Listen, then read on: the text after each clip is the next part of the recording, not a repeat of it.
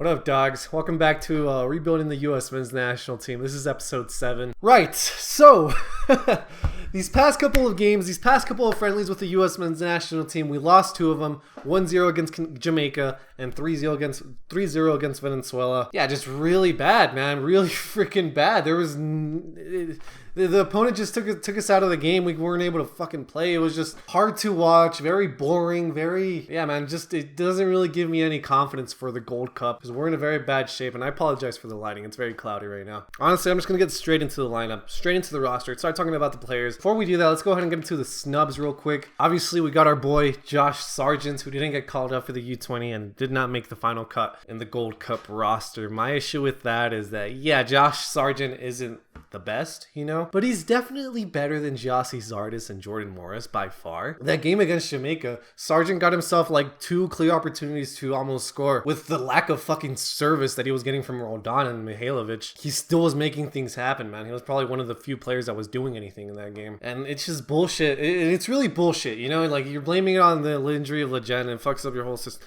Greg Berhalter's excuse was that Gyasi Zardes is better than Sargent. You're fucking kidding me, right? And no one's talking about how he could have replaced Morris. They're planning to use Morris on the wing. First off, why? That makes no goddamn sense, man. We saw what he could do on the wing, and it's just nothing there. I'd rather see Gyasi Zardes on the wing. I just don't see how Zardes keeps getting called up, man. He's not good enough. He's what, like 27 years old now? We've seen him time and time again, dude.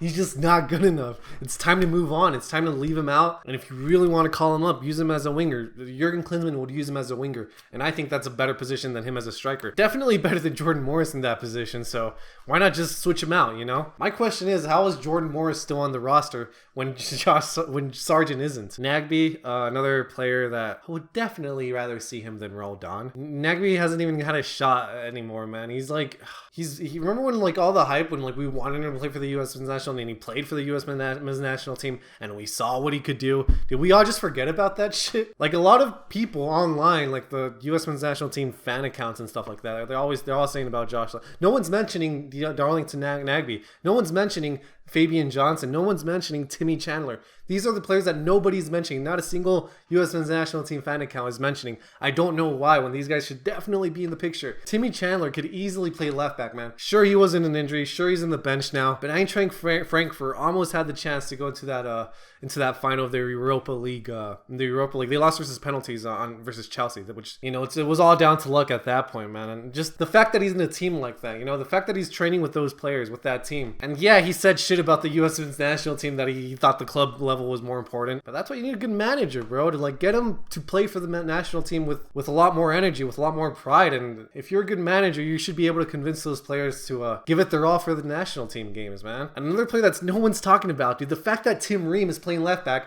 when Fabian Johnson could do a 10 times more better job at him at left back. Is he injured? Like, no, I've seen him play recently for the Mönchengladbach. But again, no one's talking about him, dude. Like, what the fuck? Why is no one talking about Fabian Johnson? He's like one of our best players in the U.S. men's national team pool. Like, am I out of the loop or something? Like, why is no one talking about them? But yeah, man, CCV. Let's go ahead and go to the team, right, to the roster. Let's talk about that. But I do want to bring up Cameron Carter-Vickers, because our center backs in these past 2 friendlies didn't do shit to impress me, man. Especially in that second game against Venezuela. Miazga, Zimmerman, Aaron Long, I don't give a fuck. You all suck. And I mainly blame Greg Berhalter, man, because Miazga was in a good form with Reading. Cameron Carter-Vickers was in good form with Swansea. Zimmerman is in the best team of MLS. Aaron Long has always been good, man. They didn't do good. They sucked. So I really don't care who's in the back, dude. As long as it's not Omar Gonzalez, I don't care about what the center back duo is. But we should have planned a better pairing. You know, we should have had a concrete pairing of what we were gonna go with the Gold Cup. Because right now I have no idea who our center back duo is gonna be. It might be Omar Gonzalez, honestly. I would have liked to see Miazga and Aaron Long, but that didn't fucking work out versus Venezuela. So I really don't know what our center back duo is. And I don't know what our best center back duo is right now. So yeah, sorry guys, this is all this video is going to be, just me bitching about the roster. So let me know in the comments what you guys think about the roster. Obviously, if you guys agree with me or disagree with me, I would really want to know, man. Just vent your frustrations in the comments with me, man. I already talked about the left back, Lovitz. I don't really have anything against Lovitz. I think he could be better, but he hasn't really had any shots. I'm done with Reem. I don't know why he's getting called up. He's the same age as Fabian Johnson. Again, I don't know why we don't have Fabian Johnson here. Nick Lima, there's really no other right back in our roster, and don't fucking start with that Tyler Adams bullshit. He's playing number 6 he has to play number 6. If he doesn't play number 6, I'm gonna fucking freak out, dude. Nick Lima, decent, whatever. He could play right back. Areola can play. I would like him to play a right wing back with 3 center backs to have that right center back cover for him. Because Areola has the energy. He has the work rate to go up and down the field on that right side of the field. He could do it. He really can. But he's really not that good in the international level to be a right winger and to be an attacker. I don't think. Like, I love him because of his work rate and because of the energy he has, but he can't dribble past defenders. He can't score goals, and you need to do that if you're an attacker in the international level. He just can't do it, man. I'm sorry, Areola. I love you, bro. I think you're sick in DC. I think you're a sick player. You're not a starting forward for the U.S. men's national team. I think we should try you at right back. Right wing back would be a good option, you know? More of an attacking right wing back than a defensive right wing back. All right, this midfield and probably the forwards is really fucking good. Like, those are a good set of players here, man. Will Greg Berhalter go with these players? Probably not. We got Adams as a number 6, McKennie as a number 8, and Holmes as like a number 8/number 10 type player. Adams is a fucking killer number 6 for RB Leipzig, man. If you guys have not watched his games, if you guys have not looked up his stats for RB Leipzig, he deserved a team of the season card. But since he entered the league, the season kind of halfway through, that's why he didn't get it. Next season, I assume he's going to get a team of the season card, man. Look out for that for sure. McKennie, he was the only good player versus Venezuela. Him and Boyd probably. The only good starters in that game. And as soon as Holmes came in that Jamaica game, dude, boy, I saw what he was doing. And I loved him, bro. He was sick, man. He completely changed that game single-handedly, bro. He almost got an assist with a Serjio and the cross he put in. He was just all over the place when he got in, man. So I think this is a really good midfield with him in it alongside Adams and Weston McKennie. Will that happen? Probably not. Will Trapp or Bradley start over or in that CDM over Adams? Probably. And if that's the case, I'm going to be fucking pissed. But yeah, Altidore, he showed what he could do versus Venezuela. Our best number 9, unfortunately.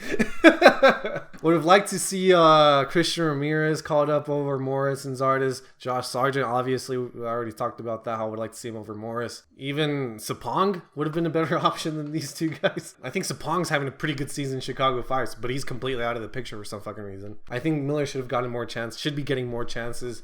There was chances for him to play, but he hasn't even played for the U.S. men's national team, I don't think. He's made some incredible saves for the LAFC, the best team in MLS. But let me know if you guys want me to just talk about this, man. And if you guys do like me talking about this and just ranting about this shit, just leave a like, man. Let me know in the comments, because if you guys don't, then I'll stop talking and I'll get more quickly into the gameplay. But I really wanted to talk about this. I really did. We'll see, man. If we play like we did in the past couple of games, in the past couple of friendlies in the Gold Cup, then we're not getting out of the group stages, bro. Against no offense to those nations, man, but how are we gonna get in the World Cup if we're struggling against these? Whatever, man.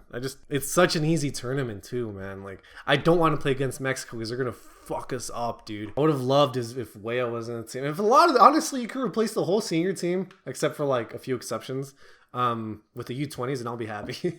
And we probably would have done better in those games, in those friendlies. Dead ass, dude. And that's the thing, we have no leaders. We don't have a Clint Dempsey. We don't have a fucking baller anymore, man. We don't have anybody that has fucking balls, dude. They've been playing like a bunch of pussies, dude. Josie Altidore has that mentality, but he's so inconsistent, dude. He hasn't done well for the U.S. men's national team in fucking years, probably. Christian Pulisic isn't a vocal leader. I'm hoping Weston McKennie and Adams can fill those shoes in. No one, dude. No one. Everyone's just a little bitch. Bradley again has that leadership qualities, but he's trash, dude. If I could talk about this for fucking hours, man. If you guys want a URD podcast, let me know. I think I'm done talking about this, man. Let me know what you guys want to see. Let me know your guys' thoughts on the roster, on the players, on these recent friendlies, on the Gold Cup prediction. We're not gonna get past the semifinals. I don't think we're gonna get to the final. Might even lose before that. Yeah, man. Hopefully we figure it out. But yeah, guys, I'll finally let you guys go. Thanks for watching, guys. Don't forget to leave a like and a comment and subscribe if you're new, if you made it this far, and if you're into this type of content. But yeah, guys, that's gonna do it. I'll see you next time. Be nice to one another. Have a good day, and I'll catch you dogs later. Goodbye.